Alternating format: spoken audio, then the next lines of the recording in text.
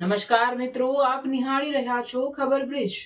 ભરૂચ મહારાષ્ટ્રમાં યોજાયેલી સ્થાનિક સ્વરાજની ચૂંટણીમાં ભારતીય જનતા પાર્ટીએ ભવ્ય વિજય મેળવી રાજ્યભરમાં ઉજવણીનો માહોલ સર્જ્યો છે। આ વિજયની ખુશીમાં ભરૂચ કસક ભાજપ જિલ્લા કાર્યાલય ખાતે ભવ્ય વિજય ઉત્સવ ઉજવવામાં આવ્યો હતો। વિજય ઉત્સવ દરમિયાન કાર્યકર્તાઓએ ફટાકડા ફોડી એકબીજાને મીઠાઈ ખવડાવી અને ભાજપના નારા લગાવી આનંદ વ્યક્ત કર્યો હતો। કાર્યક્રમમાં ભરૂચના ધારાસભ્ય રમેશ મિસ્ત્રી, જિલ્લા પ્રમુખ પ્રકાશ મોદી સહિત પાર્ટીના હોદ્દેદારો અને મોટી સંખ્યામાં કાર્યકર્તાઓ હાજર રહ્યા હતા।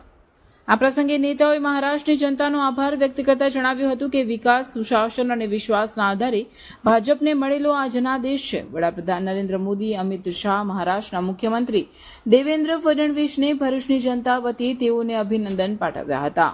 મહારાષ્ટ્રમાં બીએમસીની ચૂંટણીમાં 29 માંથી 23 કોર્પોરેશનમાં ભારતીય જનતા પાર્ટી અને એકનાથ શિંદેના શિવસેનાના એલાયન્સને ભવ્ય વિજય મળેલો છે। આ અગાઉ પણ વિધાનસભામાં પણ ભારતીય જનતા પાર્ટી અને એકનાથ શિંદેના એલાયન્સને ખૂબ જ જ્વલંત વિજય મળેલો છે અને આજે પણ એ રીતે બીએમસીના એલાયન્સને ભવ્ય વિજય મળેલો છે। એટલે ભારતીય જનતા પાર્ટીના શીર્ષસ્થ નેતૃત્વને ખૂબ ખૂબ અભિનંદન આપીએ છીએ।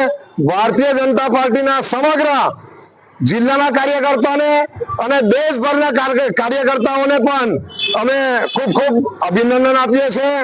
ઇન્ડી ગઠબંધનને આ પરિણામથી એક કરારો જવાબ મળેલો છે। મહારાષ્ટ્રમાં આજે 29 કોર્પોરેશનો માટેની જે મતદાન થયાની મતગણતરી હતી। 23 કોર્પોરેશનમાં ભારતીય જનતા પાર્ટી અને શિવસેના શિંદેએ જ્વલંત વિજય મેળવ્યો છે। આ પહેલા વિધાનસભાની ચૂંટણીમાં 3/4 બહુમતી સાથે ભારતીય જનતા પાર્ટી અને શિવસેના શિંદેએ સત્તા સંભાળી છે। નગરપાલિકાની ચૂંટણીઓમાં પણ મહારાષ્ટ્રમાં લગભગ શિવસેના અને ભારતીય જનતા પાર્ટીએ ભેગા વિજય મેળવ્યો છે। આજે 29 કોર્પોરેશનમાંથી 23 કોર્પોરેશનમાં જ્વલંત વિજયની તરફ ભારતીય જનતા પાર્ટી અને શિવસેના શિંદે એ આગળ વધી રહી છે। મુંબઈ જેવું જે આખા દેશનું બિઝનેસ હબ કહેવાય ત્યાં પણ લગભગ 27 વર્ષ પછી ભારતીય જનતા પાર્ટી અને શિવસેના શિંદે ભેગા મળીને સ્પષ્ટ બહુમતી મેળવી છે। ભારતીય જનતા પાર્ટીના નેતા નરેન્દ્રભાઈ મોદી, અમિતભાઈ શાહ સાહેબ અને મહારાષ્ટ્રના મુખ્યમંત્રી દેવેન્દ્ર ફડણવીસને ભરૂચ જિલ્લાની જનતા વતી, ભારતીય જનતા પાર્ટીના તમામ ભરૂચ જિલ્લાના કાર્યકર્તાઓ વતી અમે ખૂબ ખૂબ અભિનંદન પાઠવીએ છીએ।